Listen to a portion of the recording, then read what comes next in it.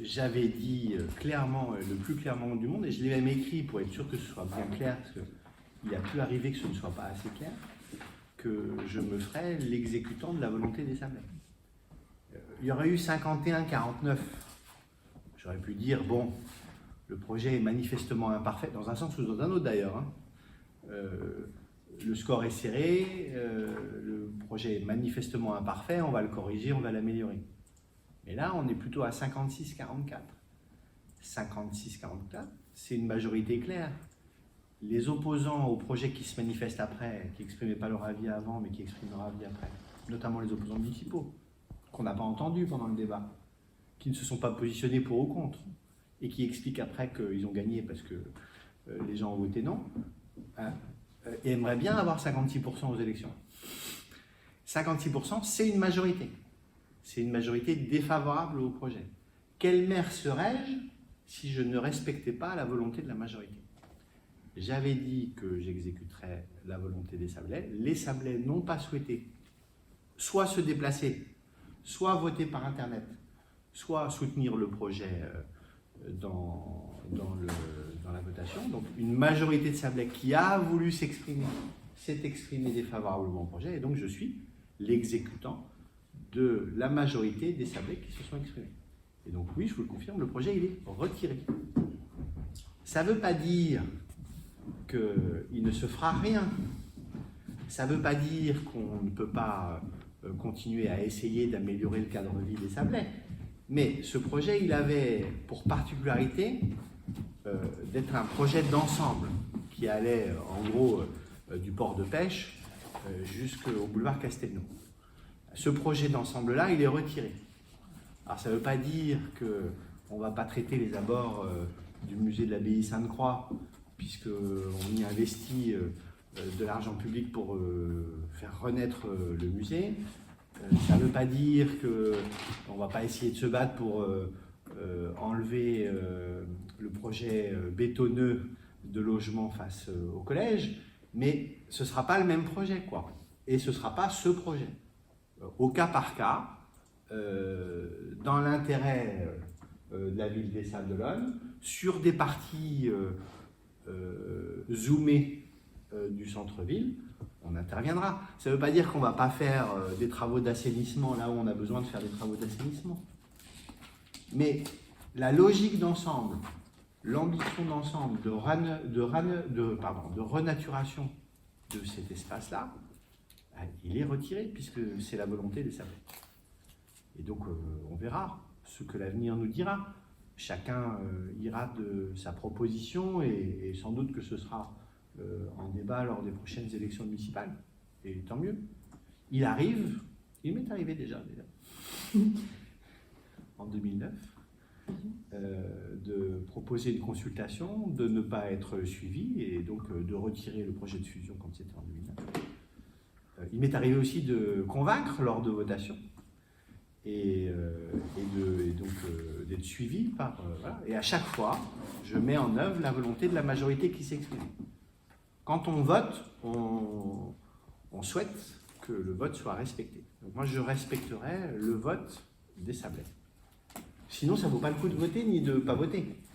Voter ou ne pas voter, ça a des conséquences. Sur ce projet-là, ça en a clairement, puisque la majorité est claire, nette, elle est une majorité défavorable. Le projet, il n'a pas vocation à perdurer. Les transports. Alors ça, je l'avais dit avant oui. La votation, pour pas qu'il y ait de confusion là-dessus. Elle est dans le cahier des charges de la délégation de service public de transport, et donc elle sera faite et elle a vocation à fonctionner avec ou sans le cours gagnant.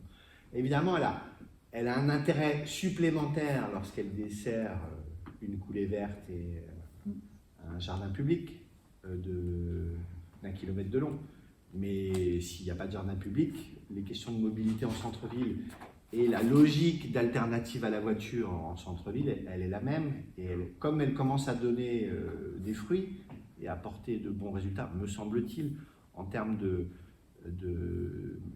d'éviction de l'asphyxie du centre-ville, elle est dans le cahier des charges de la DSP et on a à cœur que le futur délégataire la mette en œuvre. Vous ne pouvez pas, vous êtes devin, Vous ne pouvez pas isoler dans le vote non ce qui correspond au parking, pas au parking, à tel ou tel aspect du sujet. Oui, mais si les places de parking, vous avez tout à fait raison, mais si les places de parking au sol restent, l'utilité d'un parking silo aérien est peut-être remis en question, et donc que deviendra le site ex-EDF GDF usine à gaz? Je ne peux pas vous dire les choses plus clairement que ce que je vous ai dit, vous n'étiez pas arrivé. Une majorité de Sablais qui s'est exprimée défavorablement au projet. Donc le projet n'existe plus, il est retiré. Vous avez quand même Il y a besoin d'une médiathèque et ce site-là était à notre avis adapté, mais on verra si c'est possible, pas possible, comment. Mais en fait, c'est pas... quel maire serais-je si je refourguais le projet du cours Guédon par la fenêtre alors que les Sablés l'ont sorti par la porte? Le projet, il est abandonné.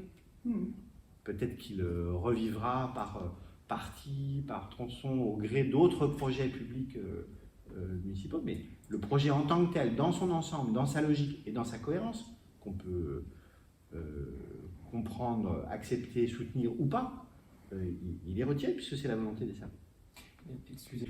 La maîtrise d'œuvre, elle est arrêtée.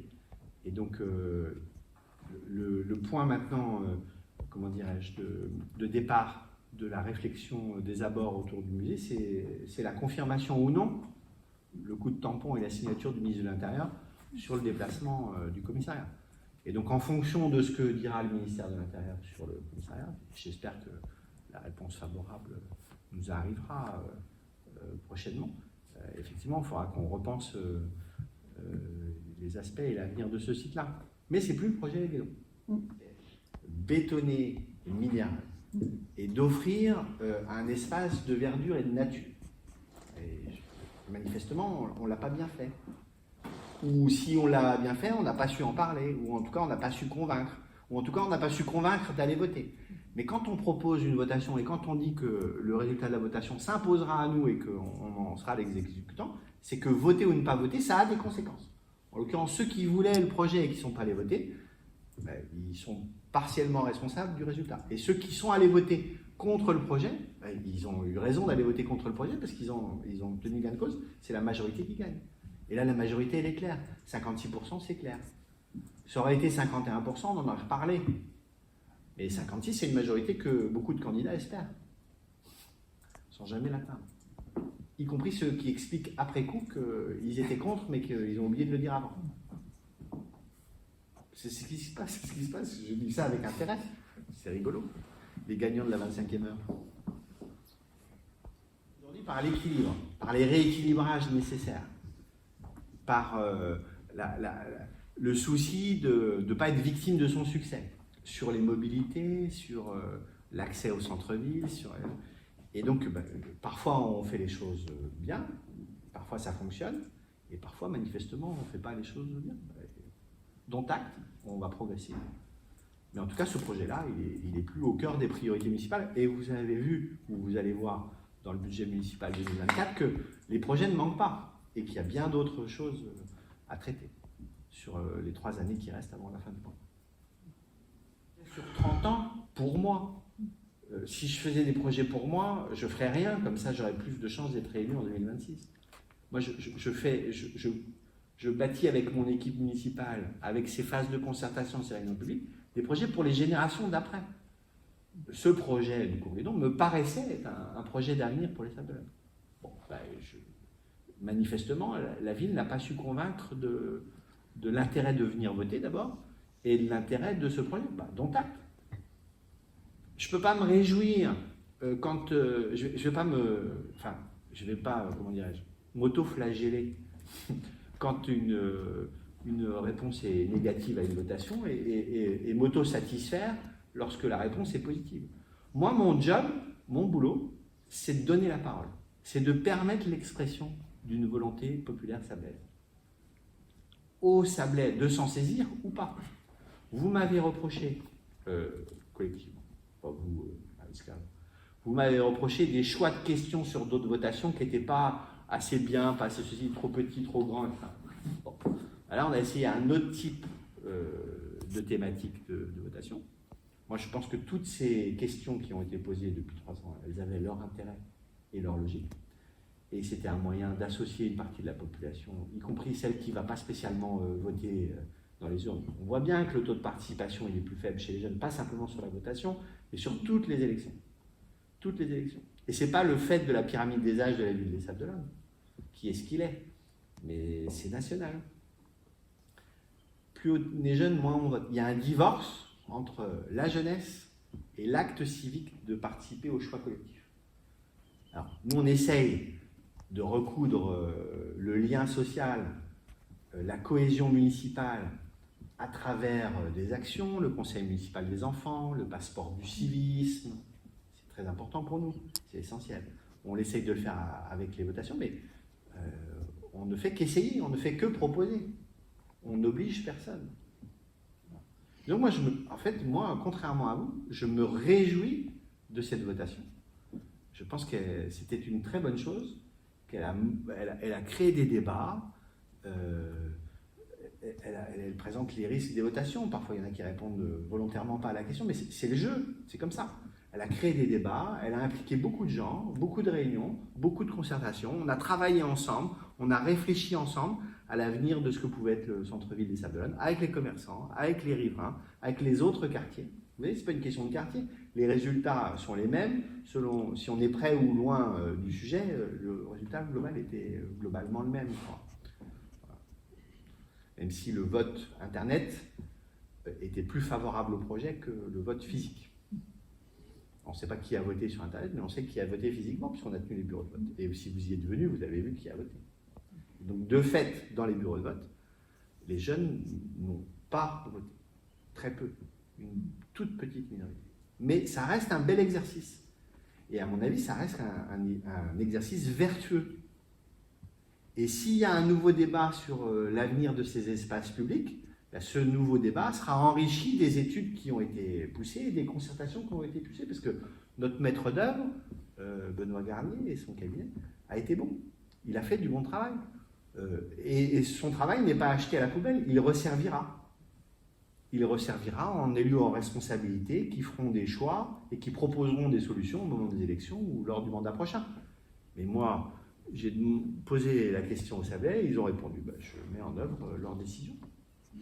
Et je suis à l'aise avec ça, je l'ai déjà fait. Je le fais aussi volontairement et aussi positivement quand la réponse est négative que quand elle est positive.